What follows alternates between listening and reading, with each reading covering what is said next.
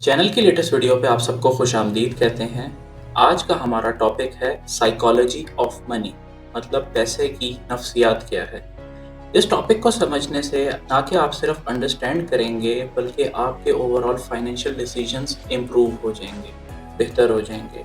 इसके साथ साथ आपका ओवरऑल रिलेशन जो है पैसे के साथ वो भी इम्प्रूव होगा। तो इनमें से जो हम आज 5 पॉइंट डिस्कस करने लगे हैं साइकोलॉजी ऑफ मनी को लेके, इसमें से जो 5वां पॉइंट है वो मेरा फेवरेट है और मैं समझता हूँ वो सबसे ज़्यादा एक वैल्यू फॉर मनी है, जिसके अंदर आप रहते हुए बहुत अच्छे तरीके से अपनी ज़िंदगी में अपनी साइकोलॉजी को पैसे के लिए लेके बहुत अच्छे तरीके से इम्प्रूव कर सकते हैं। तो लेट्स बिगिन। पहला पॉइंट है हमारा द इन्फ्लुएंस ऑफ माइंडसेट। अब आपका जो माइंडसेट है उसका बहुत बड़ा इन्फ्लुएंस होता है आपके पैसे को लेके। आपका माइंड क्या है, आपके बिलीव्स क्या हैं, आपका एटीट्यूड क्या है पैसे को लेके। फॉर एग्जांपल, आप पैसे को एक सिक्योरिटी समझते हैं, आप पैसे को एक ताकत पावर समझते हैं, आप पैसे को एक फ्रीडम समझते हैं। अब जो आपका माइंडसेट है, आपके फाइनेंशियल डिसीजंस हमेशा वैसे ही होंगे। मिसाल के तौर पे, जिसका स्केरी माइंडसेट है उसको हमेशा यही परेशानी रहेगी कि कहीं उसके पैसे उससे खो ना जाएं, क्या उसके पास जो पैसे हैं वो उसके लिए इनफ हैं। जिसका एक वेल्दी माइंडसेट होगा वो हमेशा एक कैलकुलेटेड वे में कैलकुलेटेड रिस्क लेते हुए अपने पैसे को इन्वेस्ट करेगा। तो जिस किस्म का आपका माइंडसेट है उस किस्म के आप हमेशा अपने फाइनेंशियल डिसीजंस ले रहे होते हैं। आगे बढ़ने से पहले बताते चलें कि 60% हमारे व्यूअर्स ऐसे हैं जिन्होंने हमारे चैनल को अभी तक सब्सक्राइब नहीं किया।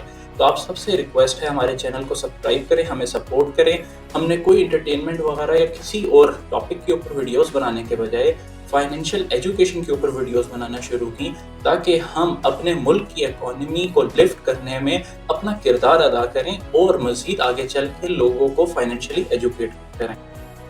बढ़ते हैं अपने दूसरे पॉइंट की तरफ, जो कि है इमोशनल स्पेंडिंग। अब आप अपनी किसी भी इमोशन हालत में रहते हुए स्ट्रेस, एंजाइटी या नेगेटिव इमोशंस में जब आप होते हैं तो आप डिफरेंट तरीके से उसको तस्कीन देने के लिए आप अपनी डिफरेंट इम्पल्सिव डिसीजंस लेना शुरू कर देते हैं। कुछ लोग अपने स्ट्रेस के अंदर जाके क्या करते हैं, इम्पल्सिव परचेजेस करना शुरू कर देते हैं, शॉपिंग करना शुरू कर देते हैं, या कोई भी और काम करके कोई चीज़ खरीद के उससे मिलने वाली खुशी से अपने उस स्ट्रेस को तस्कीन देते हैं। तो हमने ऐसा नहीं करना, क्योंकि हमें फाइनेंशियली हमेशा वीक और कमज़ोर बना देगी। हमने करना ये है कि अपने आप को शिफ्ट करना है। हमने अपने आप को किसी भी और दूसरी हॉबी में, किसी भी और दूसरे काम में, या किसी भी अपने एक्सरसाइज, जिम, किसी भी और चीज़ में अपने आप को इंगेज कर देना है, ताकि हम ये काम ना करें। तीसरा हमारा पॉइंट है सोशल कंपैरिजन। अब ये बहुत बड़ा प्रॉब्लम है हमारे यहाँ पे कि हम अपने दोस्तों के साथ, अपनी फैमिली के साथ, अपने हमसायों के साथ हर वक्त अपना कंपैरिजन कर रहे होते हैं कि उनके लिविंग स्टैंडर्ड्स क्या हैं, हमारे क्या हैं, गाड़ी कौन सी है, घर कौन सा है, उनका लिबास कैसा है, इन सारी चीज़ों को लेके, जो कि करना कहीं से भी एक अक्लमंद फैसला नहीं है।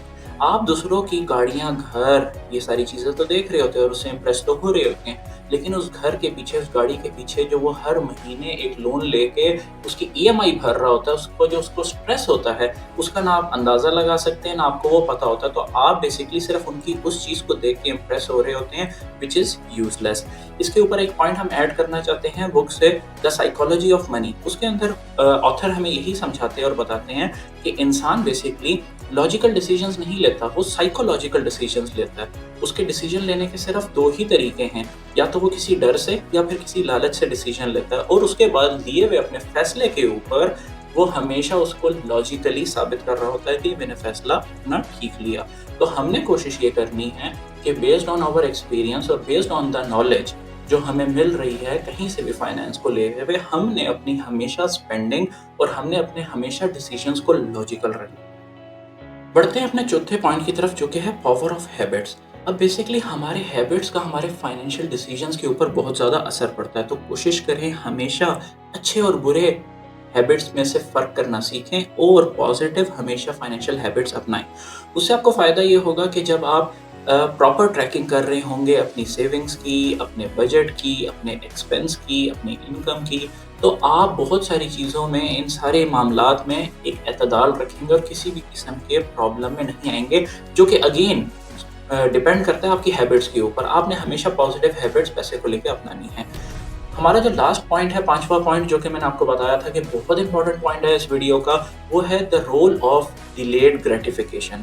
अब डिलेड ग्रेटिफिकेशन है क्या?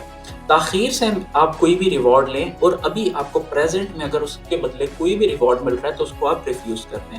اب ہمارے یہاں 95% لوگ بیسکلی ساری زندگی اسٹرگل میں اس لیے ہی رہتے ہیں کیونکہ اگر وہ کوئی بھی کام یا کوئی بھی بزنس یا کوئی بھی ایسی چیز یا اسٹیپ جس سے ان کو فیوچر میں بہت زیادہ فائدہ ہو سکتا ہے لیکن وہ اس کے لیے ویٹ نہیں کرتے، وہ اس ڈیلیڈ گریٹیفیکیشن کو ایکسیپٹ نہیں کرتے، اور اس کے بدلے میں ملنے والا کوئی بھی جو فوری ان کو ریوارڈ مل رہا ہوتا ہے اپنے پریزنٹ میں، وہ اس کو ایکسیپٹ کر لیتے ہیں۔ فار ایگزامپل وہ کوئی جاب کر لیتے ہیں، فار ایگزامپل وہ کوئی بھی ایسا کام ان ریپلیسمنٹ شروع کر دیتے ہیں کسی بڑے کام کی جگہ، جس سے ان کو فوراً بینیفٹ ملنا شروع ہو جائے، تو اس سے بینیفٹ تو ان کو مل جائے گا لیکن وہ بینیفٹ بہت تھوڑا ہوگا۔